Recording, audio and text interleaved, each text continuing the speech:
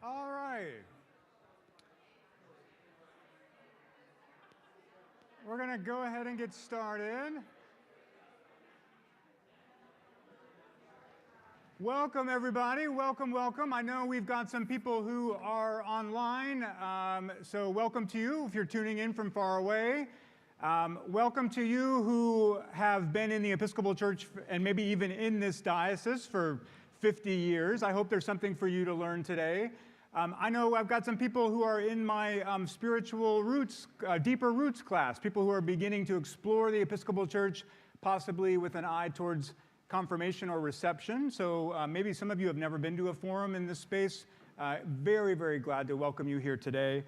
We're going to move through a decent amount of material. I never quite know. I usually err on the side of doing too much. So, but maybe that's not true in this case.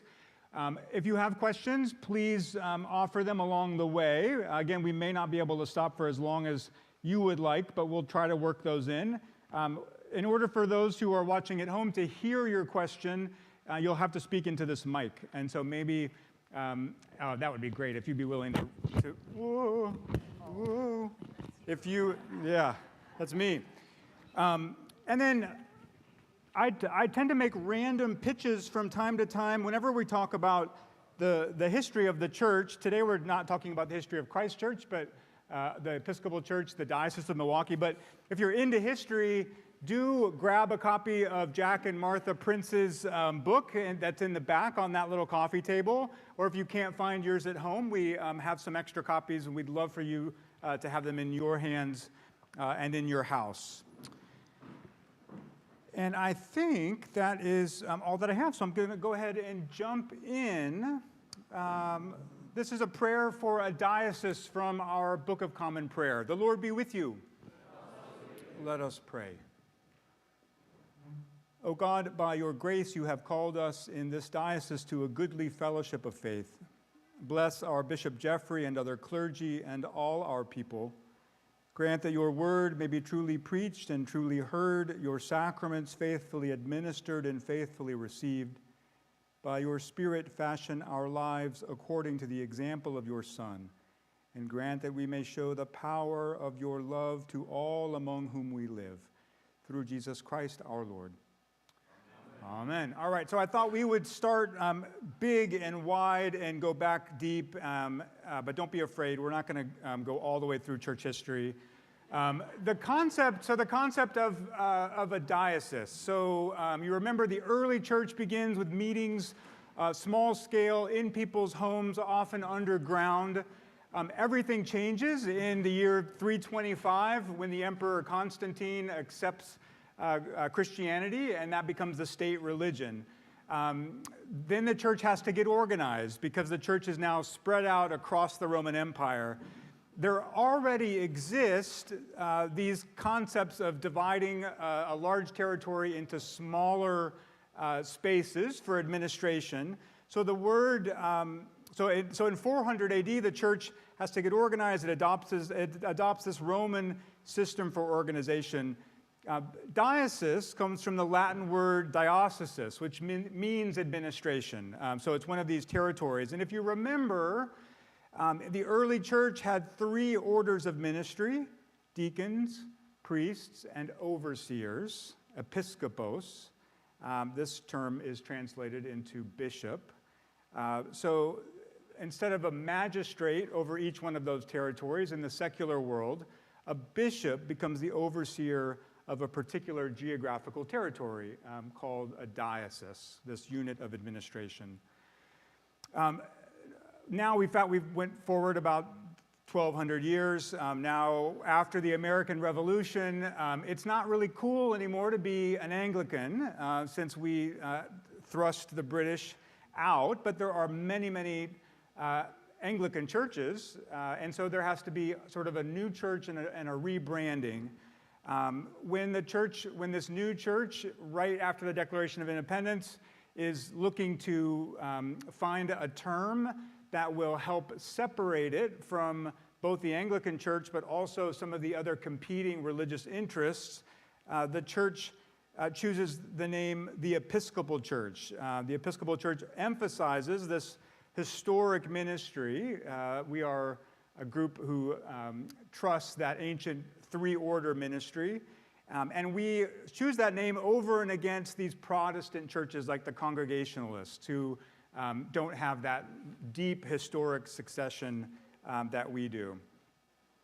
Samuel Seabury, pictured here, was consecrated as the first bishop of the Episcopal Church in 1784 in Scotland. If you wonder how that line of bishops continued all the way from Jesus all the way to the current bishops, after England basically cut us off, it was because Scotland, always anxious to stick it to the British in any way they could, they said, hey, we'll consecrate a bishop for you so you can continue in that line. Come on over. And so Samuel Seabury does that. You can't really, again, talk about a diocese without talking about what bishops do. This is a picture of the bishop who ordained me in 2007, Bishop Stephen Andrew Miller, who just recently retired. What do bishops do? What do bishops do? This comes from the canons of the Episcopal Church. So a really important part of what a bishop does is they embody in their living being, they embody this apostolic succession. In some ways, a bishop is a living symbol. That apostolic succession where people laid hands on him or her, those people had their hands laid upon, those people had their hands laid upon all the way back to the early apostles. And so bishops embody that, and then they also ordain others. A bishop is responsible for the doctrine, discipline, and worship of the church. And this happens at the national level, when all of the bishops gather every 3 years for what's called the General Convention. So they form the policy of the Episcopal Church together. But then on a much more day-to-day, week-to-week lived reality, each bishop decides what will happen along these lines in their own diocese. So if we look at same-sex blessings, also same-sex marriage, it's a very similar process, but same-sex blessings were probably more controversial when they came out.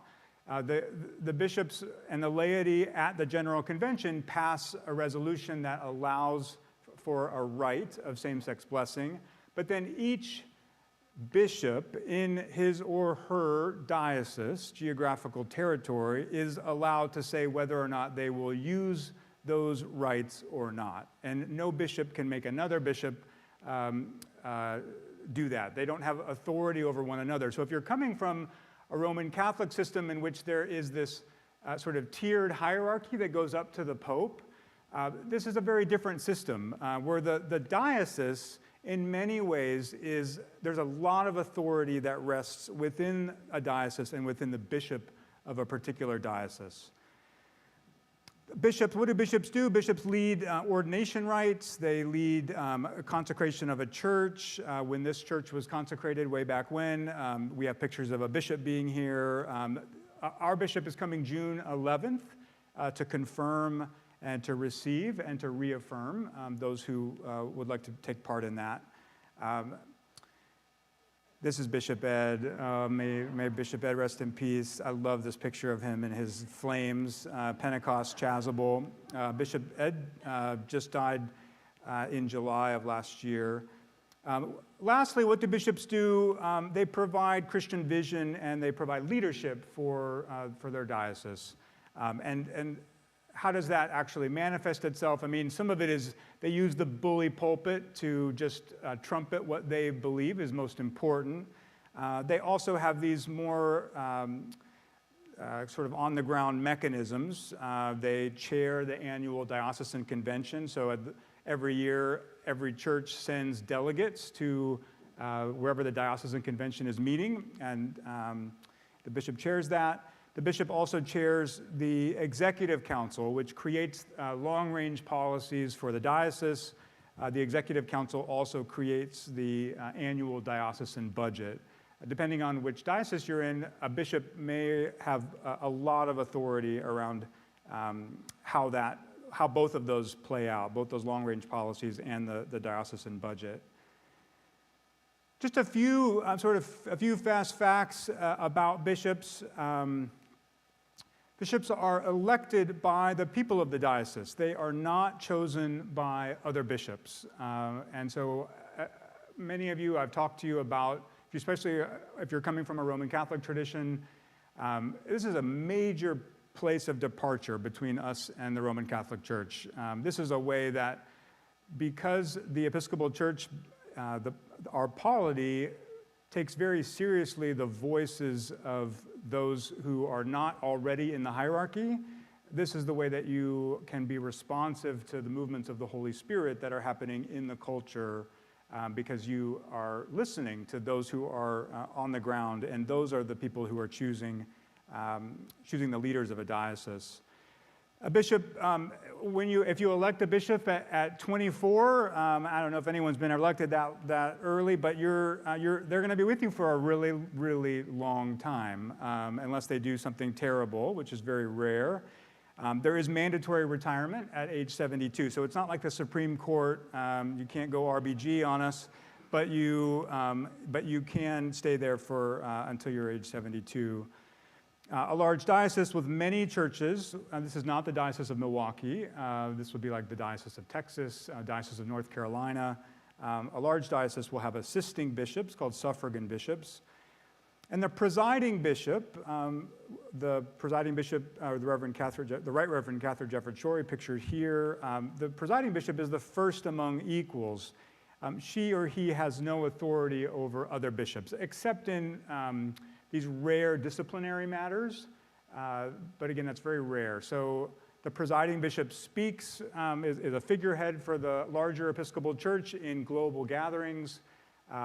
They have maybe the ultimate bully pulpit, but they are not actually, they can't really dictate what happens in another bishop's diocese. Any guess on how many dioceses there are in the Episcopal Church? You can just guess.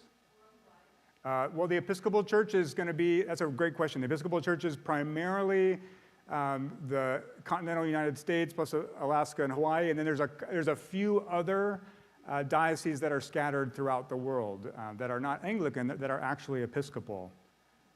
So yeah, sure, total. Very close, 120. So there are 99 dioceses in the U.S., and then there are 11 more overseas. So, and you can see that, some states are one large diocese. Minnesota used to be 2 dioceses, but in 1944 they combined. Some states are, you've got a state like Pennsylvania that's really divided up. So they're very small geographical regions. And then you can see these places that are outside of the continental U.S. that are Episcopal dioceses, like Haiti is its own diocese. Let's go over just a very brief history of the Diocese of Milwaukee. Some of you know this, some of you don't, and I learned some new things along the way. But again, this is very, very brief. We could do 3 sessions just on this alone. This is the Right Reverend Jackson Kemper, the first bishop of the Diocese of Wisconsin, this incredible rock star who we probably don't fully appreciate what a large figure he is in the church.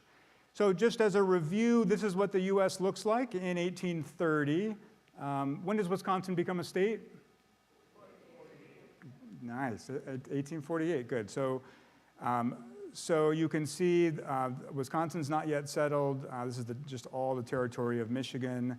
The Episcopal Church, though, really is anticipating this expansion that's already happening. The Episcopal Church wants in on it, right? So in 1835, that triennial convention, the General Convention, creates this position of missionary bishop to build the Episcopal Church way out on that western frontier in places like the territory of Michigan.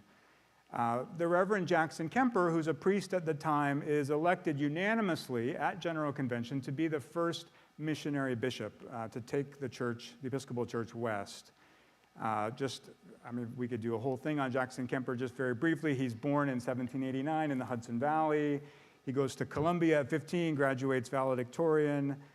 He's highly influenced by the Oxford movement in England in the early 1800s. And the Oxford movement is a complex movement, but one of the ways that it manifests itself is that it's high church. So you have smells, you have bells, you have vestments, you have many of the things that we sort of, okay, all right, sure. So one of the lasting influences of Jackson Kemper on this part of the world is that your average Episcopal church is sort of high church. And there's a great liturgical spectrum within the Episcopal church, and we'll get more into this in this Deeper Roots class. But if you go to an Episcopal church like in Virginia, it may feel a little bit more like a Baptist church. The priest may not be wearing a big golden poncho, chasuble. Things like candles on the altar were never accepted in Virginia until maybe 100 years ago. But there's this influence from the Oxford movement that comes through Jackson Kemper that really affects Minnesota, Illinois, Michigan, Wisconsin, and other places. So most clergy in the settled East did not respond to Kemper's call to go west. And so Kemper resolves, he's like, all right, fine. I'm not gonna recruit any of you. It's not appealing. So I'm gonna build my own system of priests with people who are already living out there. And so he founds Nashotah House Seminary in 1842. And it's one of the oldest seminaries in the Episcopal Church. It's Wesley Dubik is here, right here. So a student at Nashotah House. We're really hoping Wesley is with us for next year when he does his field education. If you want to know more about Nashotah House, talk to him, putting you on the spot. The relationship between the Episcopal Church and Native American peoples is incredibly complicated, and I almost didn't even put this slide in, but the histories are linked. So I just want to name that it's very complicated without being able to dwell too much there. I will say that Kemper did urge outreach to Native American peoples, as well as translations of the liturgy and the scriptures into different languages of the people who are here, the Oneida, the Potawatomi, other tribes on whose land we currently sit. In fact, his first official act as a missionary bishop was laying the cornerstone for this new frame church building for the Oneida Indian Mission. So the first church in Wisconsin is actually an Oneida church, which is sort of a larger history that is often forgotten. Kemper, so Wisconsin becomes a state in 1848. Kemper is elected first bishop from 1854 to 1870. So he's done all kinds of settlement in the upper Midwest. He's founded this Nashotah House Seminary. Just as a little incidental note about Nashotah House, there's many, many churches that are one horse rides day away from Nashotah House. So if you look at a map, it's sort of like a wagon wheel, and because that was the only form of transportation back then, so seminary students would sort of go out as far as they could in one day and then come back. So the church grows with continued settlement. So more and more people are moving out west, and so where you have more parishes plus more members plus more money equals the need for more administration. So this is a modern map, as you can tell by the highways. But out of the Diocese of Wisconsin is carved in 1875 the Diocese of Fond du Lac here, and then in 1928 the Diocese of Eau Claire is created. This is not an exhaustive list of all the parishes, but this is many of them in all three dioceses. So you can see we're called the Diocese of Milwaukee, but we really extend over the whole lower third of Wisconsin, all the way to the Iowa border. So just some current statistics, some current flavor, a very brief overview of the Diocese of Milwaukee, this lower third of Wisconsin. We're 48 congregations. We were 56 congregations when I moved here in 2007, so we've lost whatever percentage that is. We are led currently by the Right Reverend Jeff Lee, who was the bishop of the Diocese of Chicago until about 2 years ago when he sort of semi-retired. He's our part-time bishop. There are 6 staff at the diocesan office, which is called Nicholson House. Nicholson House is located right next to the All Saints Cathedral over on Juneau Avenue. I had a slide of All Saints in that very first sort of welcoming slide. Cream City brick, a beautiful building. On that campus of All Saints Cathedral sits the diocesan office.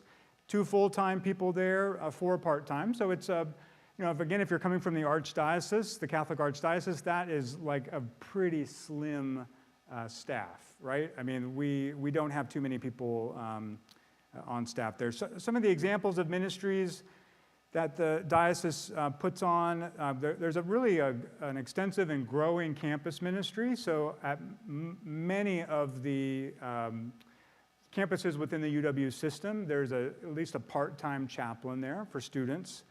The Haiti Partnership has been a long-standing ministry of the Diocese of Milwaukee, and it's received really some new invigoration over this last year.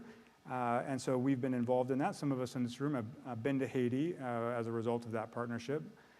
Hospitality Center, those of you who know Seth Raymond, who was the associate here, yes, we had 2 Seths for a little while. Seth Raymond left in 2017, end of 2016, to become the executive director of a homeless shelter in Racine. And that's one of the most successful diocesan ministries. And I think much of it is due to Seth, but it existed before he was there. So these are some examples. There's definitely more. If you want to see more, go on to the diocesan website, diomil.org, and you can dive a little bit deeper yourself. You may or may not know that we have 6 Episcopal churches that are within 10 miles of us. And so when you think about other mainline denominations, so the mainline denominations are like the Presbyterians, the United Methodist, United Church of Christ, American Baptist, the ELCA, thank you, the ELCA, the one that we're actually in full communion with.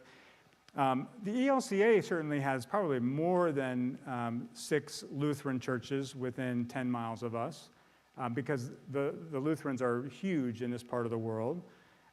Usually the density of Episcopal churches follows English settlement. So quite a few English helped settle Milwaukee, and so we've got a good number of Episcopal churches, but it's nothing compared to like in Virginia. So in the DC area, you remember Jamestown, you can't throw a rock without hitting an Episcopal church in that area. And so, but compared to the Presbyterians, United Methodist, United Church of Christ, there's actually quite a few. In order of proximity, some of these you may have visited. If you haven't, you may want to take a little field trip and go see some other of our brothers and sisters across the diocese that are really quite close.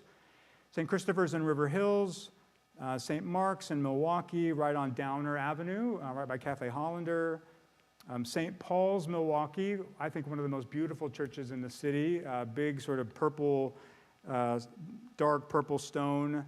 And then about a block and a half away, believe it or not, is All Saints Cathedral in Milwaukee.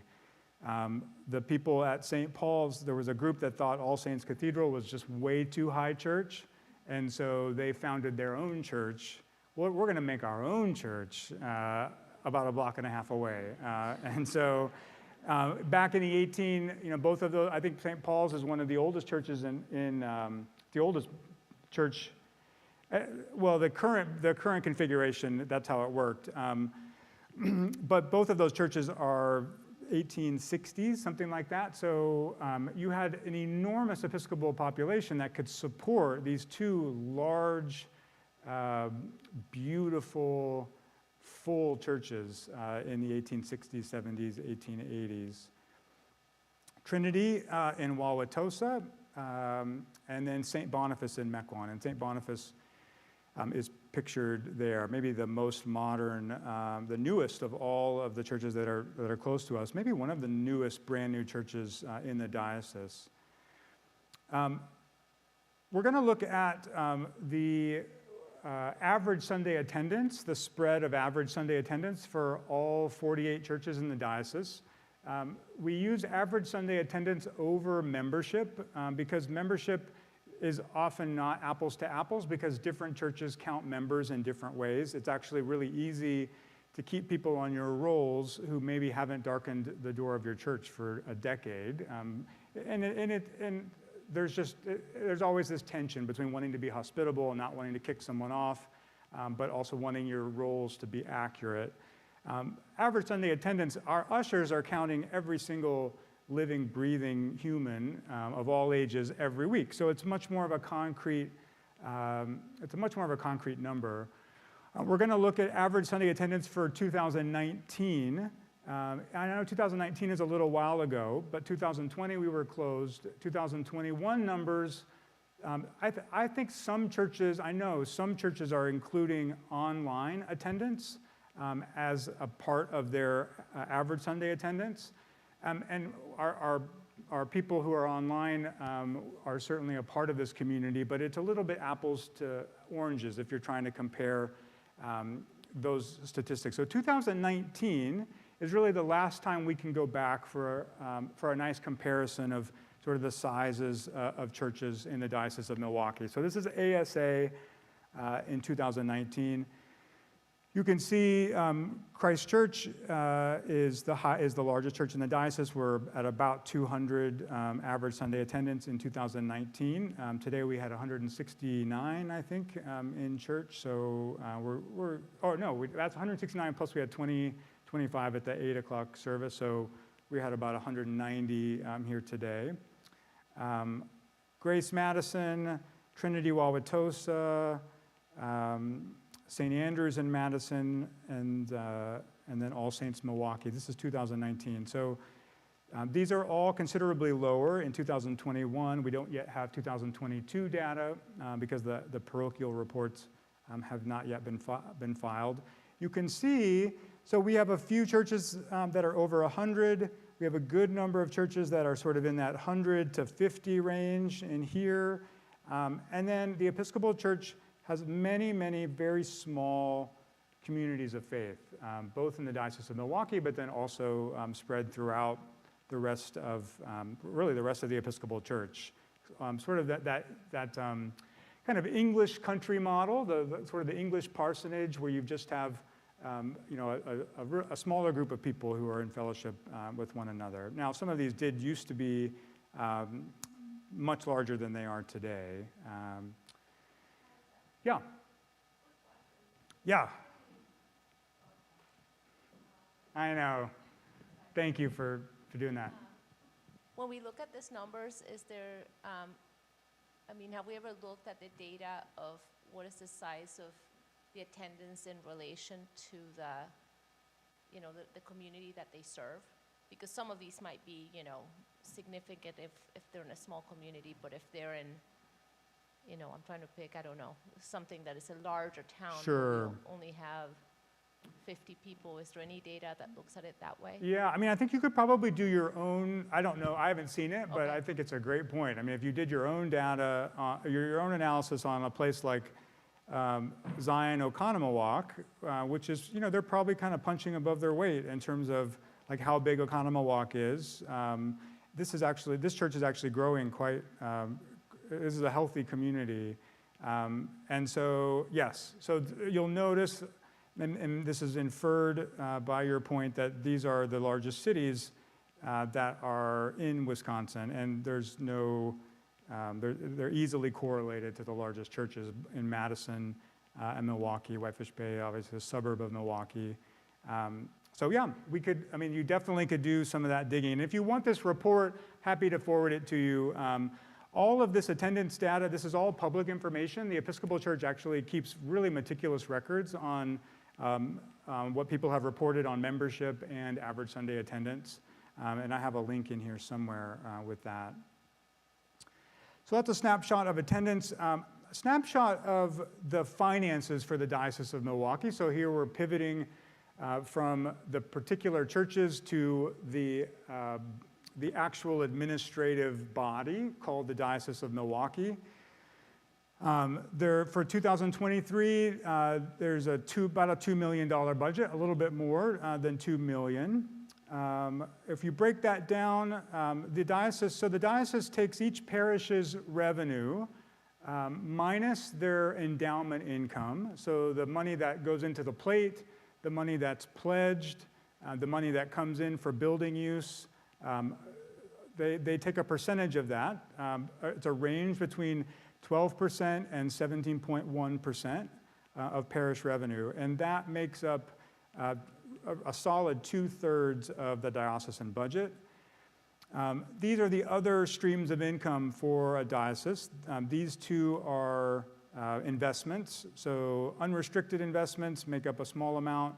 Restricted distributions from investments make up almost 20%. And then these are bequests, kind of random gifts that come in.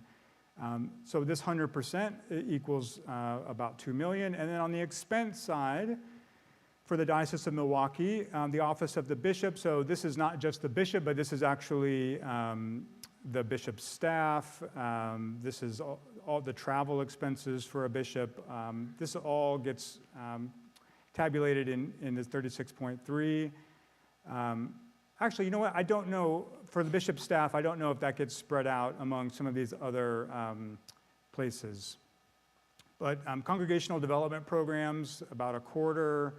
Diocesan ministry programs, so this is like the Hospitality Center, Haiti Partnership, Haiti Partnership is in global ministry programs.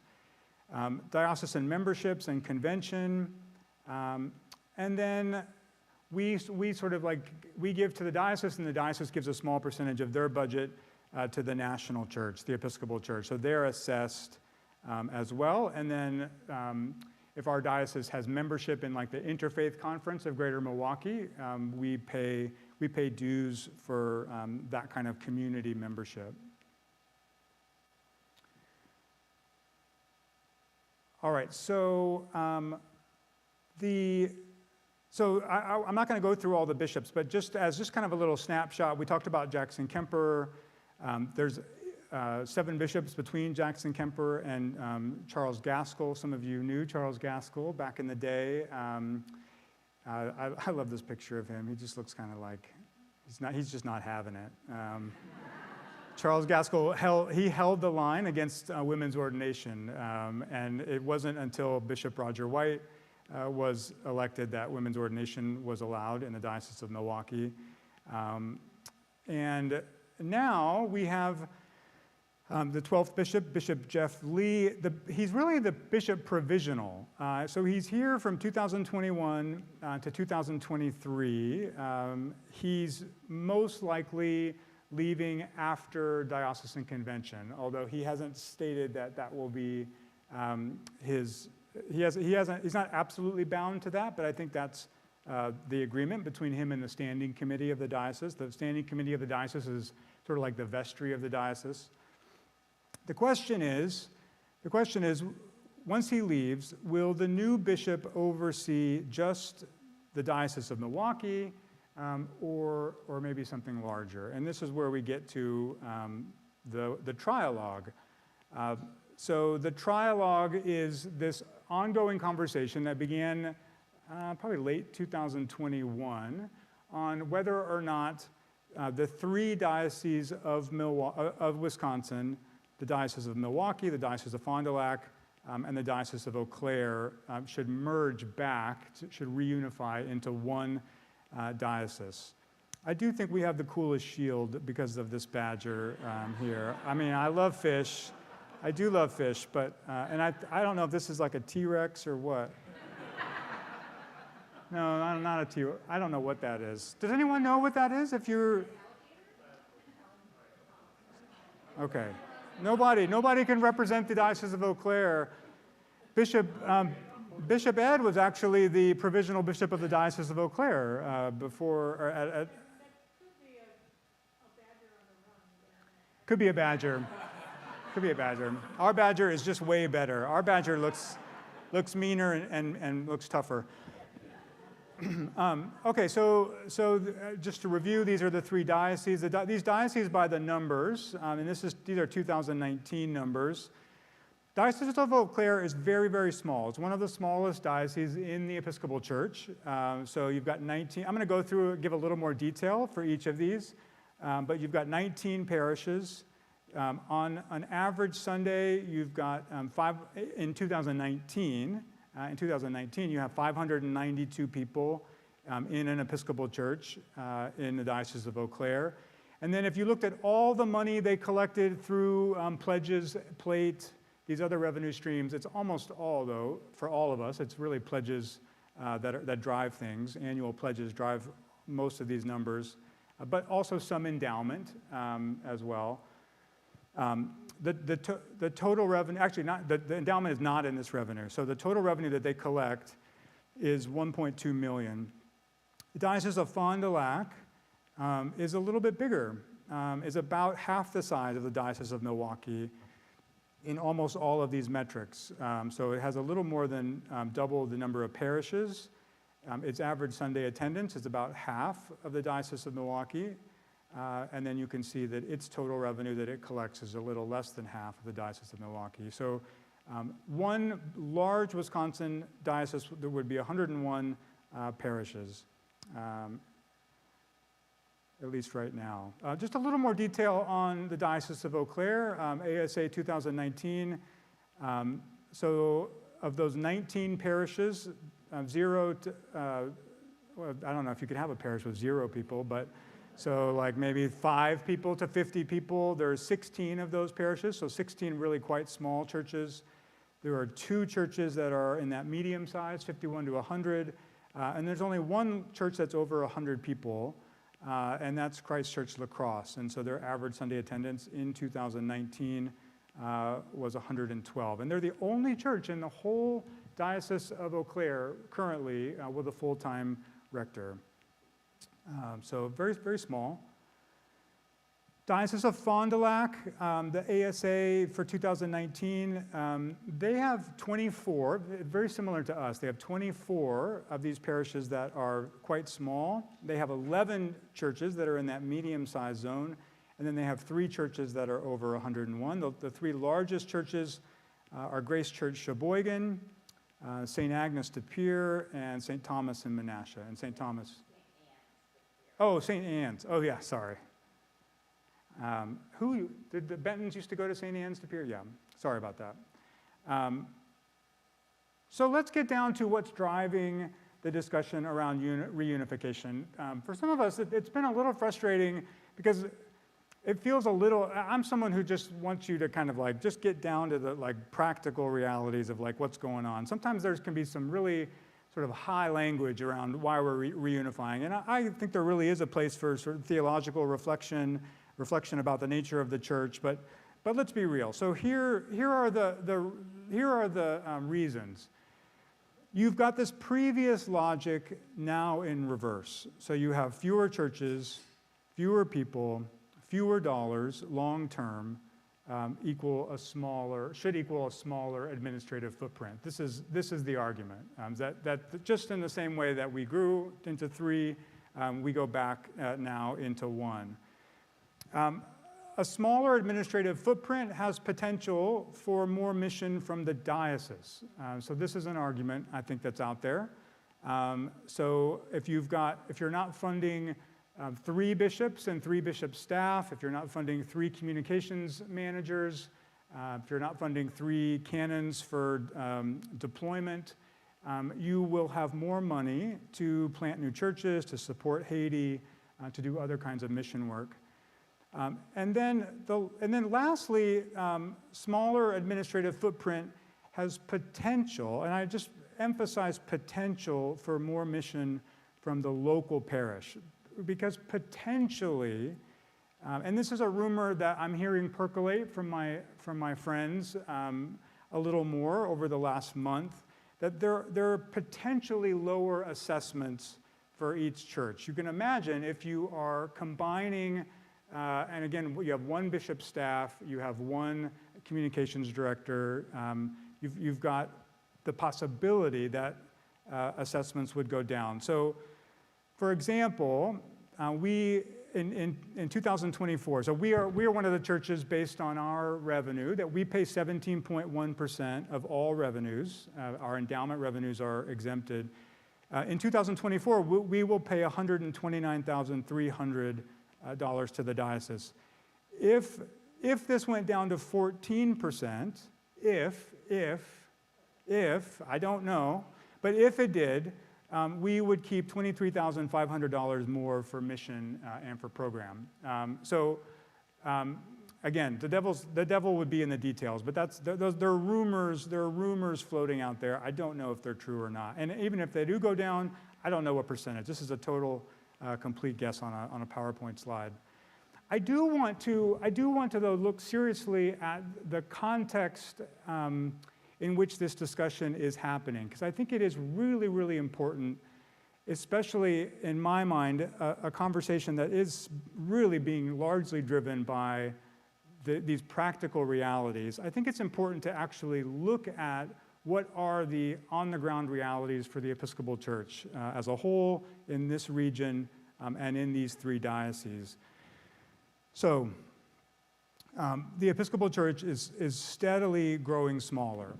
So this is, again, there are all of these different sources. I think there's some really interesting parts about this curve. This goes through 2010. If you grew up in the church in the 50s and the 60s, you really grew up with a sense of the Episcopal Church on the rise. And another fascinating part about this diocese is, do you see, or about this line, do you see how incredibly consistent this is in terms of its average? So there are a few times in which it looked like maybe the Episcopal Church was going to have a less steep decline here. Here you actually had the beginnings of a turnaround. And then here you also had the beginnings of a turnaround, but all of these were followed by some really sharp declines. So that's why it all averages out to be something really quite consistent.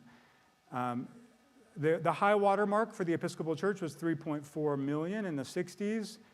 In 2010, it was 1.9 million. 2021's data came out, and we're at 1.67 million. So we're really exactly half of where we were at the high water mark in the 60s. I didn't do this is just me drawing a straight line. This is more up and down, and COVID is included in this. This is a story that a lot of us read from the Episcopal News Service. So this is our own Episcopal News Service. This isn't just the mainstream larger media. The 2019 parochial report shows a dire future for the Episcopal Church. Declines continue to be strongest in the Northeast and in the upper Midwest.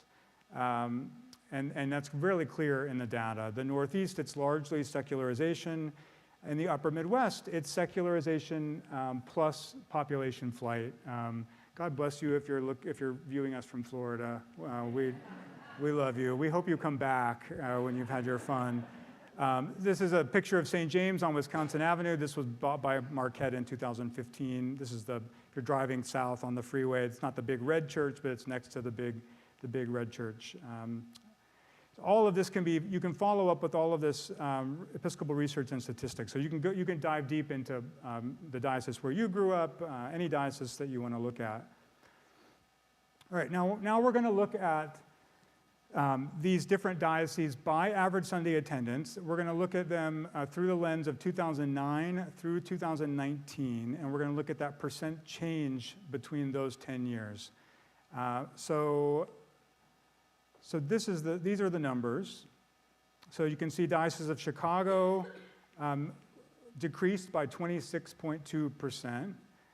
Diocese of Eau Claire and Fond du Lac were both, these I think were some of the largest in the Episcopal Church in terms of their declines, 32%. 33%. And then Milwaukee's really not very far behind. So this is before COVID. So this is just the natural attrition that's happening before you get to COVID.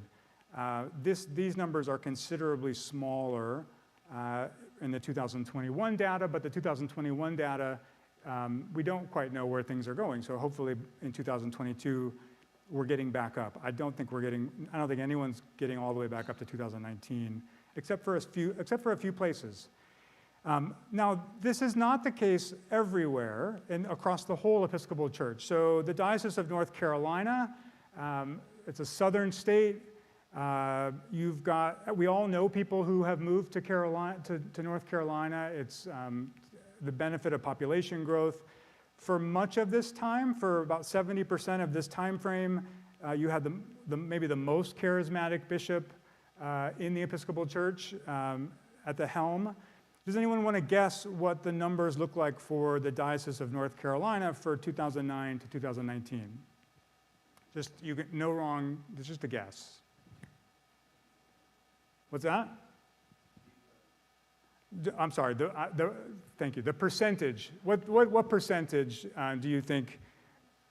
Minus 10? Plus 3? Plus 5? All great guesses. So they have one of the strongest rates. If you look at the report, they had one of the strongest rates, especially among large dioceses, and they declined by 15.3%. And they have one of the strongest bishops, and I know people in that diocese, and he's both a strong administrator and an incredibly strong preacher. Now, there are individual churches in every diocese that have bucked this trend. And so Christ Church is one of them. Christ Church increased by 5.5% over this same time frame. And I don't throw this up to toot our own horn, although I have to say that number represents an incredible amount of work by an incredible number of people. I put this number up primarily because if you've been here for the last 20 years, you don't really have any experiential knowledge of what it's like out in the rest of the church. I mean, even someone like me who reads these statistics, who talks to friends all the time across the church, who are telling stories all the time about decline, even I do not really have any idea what it's like to lose like a third of my church for no cataclysm, just by attrition. Now, when you get to the finances, things are more complicated when you get to the money piece, right? So we talked about the reunification being driven by primarily fewer people and fewer dollars. Well, when you get to the dollars, this is a different time frame. This is 2017 to 2021, so this does include COVID.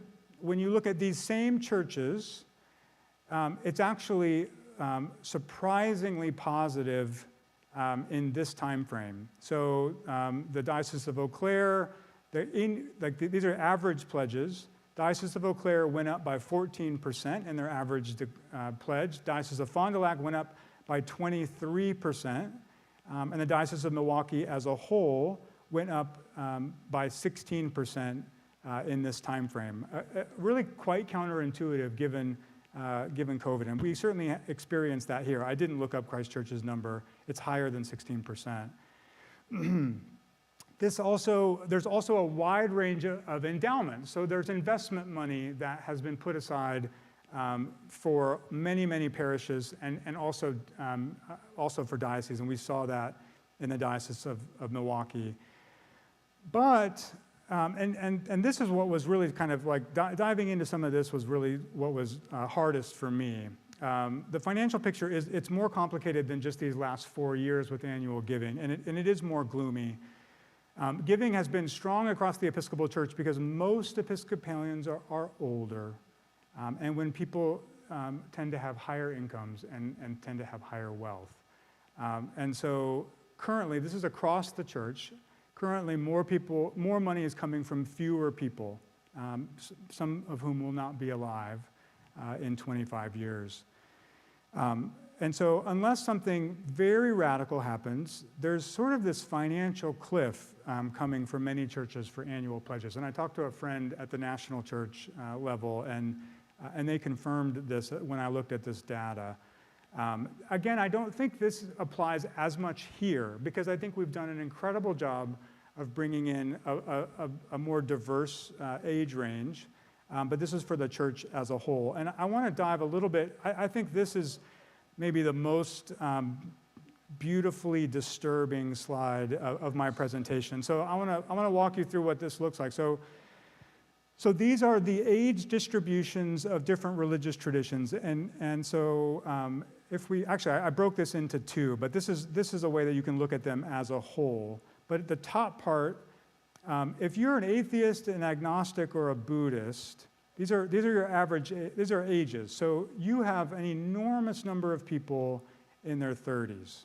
This is the median age. These black lines are the median age. So your median average age in the Buddhist tradition is about 45. And then so then 20, 25 years, you can imagine, if there isn't a lot of shift, and you could argue that there is some shift, people convert away from atheism, they find Christianity, they let go of Buddhism, but in many cases, what you are when you're 30 is pretty similar to what you are when you're 60, right? So then when we go to, this is the bottom half. So when we go to these are the mainline churches that I enumerated earlier. This is the Lutheran Church, the Presbyterian Church, the Methodist Church. This is the more conservative Lutheran Church, Missouri Synod. And this is us, Episcopal Church USA.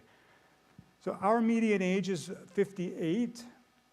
And then you can see this enormous, beautiful hump here. I mean, this is why there's so much wisdom in the Episcopal Church, but it's not unusual for people who come to Christ Church who are just gawking at the ways that there are multiple generations here, because the three churches that they visited before, there just wasn't anyone who looked to them under 65, no one in the church.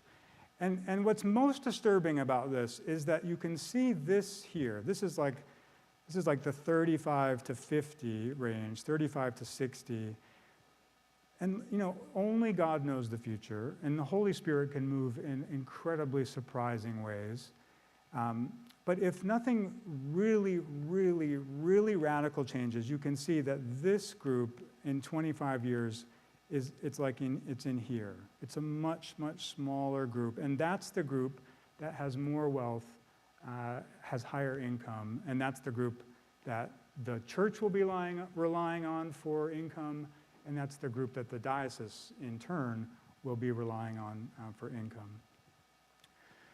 I'm almost done, because I do want to leave time for some discussion. This is one of the last slides. So there are these task forces that are discussing different aspects of what a reunification would look like, what this trialogue would look like. There's a structured task force. The structured task force is looking at how would we merge our institutions.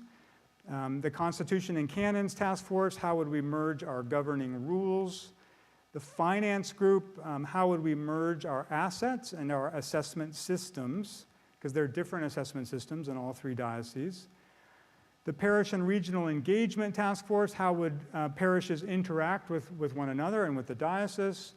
Culture and mission, how would we merge distinct diocesan cultures, and what are new opportunities for mission?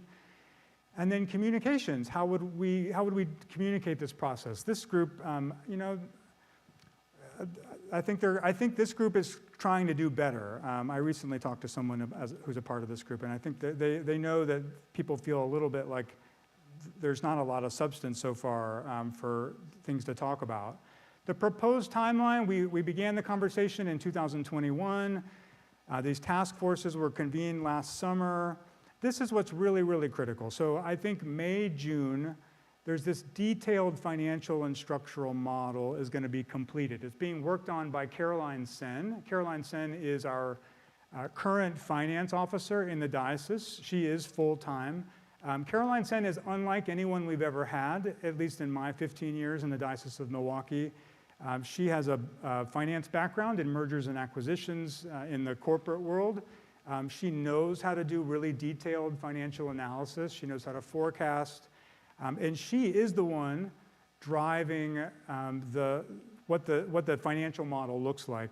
I think many of us are anxious to see what the financial and structural model looks like, right? Because a lot of the devil's in the details for what this reunification might look like. So that's supposed to come out, I think, May, June. And then, I really do think there's going to be time for a diocesan-wide conversation about the model. So, and I wouldn't be surprised if a place like Christ Church, if we wouldn't be able to have Caroline or maybe someone who's charged with the communications actually do a conference call or a Zoom with all of us or whoever's interested to actually answer questions about the model. I really think there's a high chance of that happening. October 2023, the proposal for reunion, the plan is to present it to 3 conventions that are meeting simultaneously, literally at the exact same time. That's if this diocesan-wide conversation about the model goes well, and then I think they'll look for a vote on whether to ratify that reunification or not. Okay, discussion questions. What concerns, fears do you have around reunification? Which areas of a merger have you most concerned? And we are going to give this data back to the people who are, I'm going to leave these up so you don't have to write them down. They'll just be up here for you. We have been encouraged to give our feedback to those who are on the communications part. What hopes do you have? And then what specific questions do you have? So concerns, fears, hopes, what specific questions? And I'm actually going to leave, this slide is the same as the last 2 slides, but this may trigger some particular thoughts about hopes, fears, and questions. These are the questions that I just went over. So if you would, I know it's Super Bowl Sunday, but it's still 5 hours away, right? 6 hours away. If you would stay for at least 10 minutes, and talk a little bit about these 3 areas of questions. There are some people who can help facilitate at your tables. So please, have at it. Turn and face one another, and then talk a little bit about what you've seen.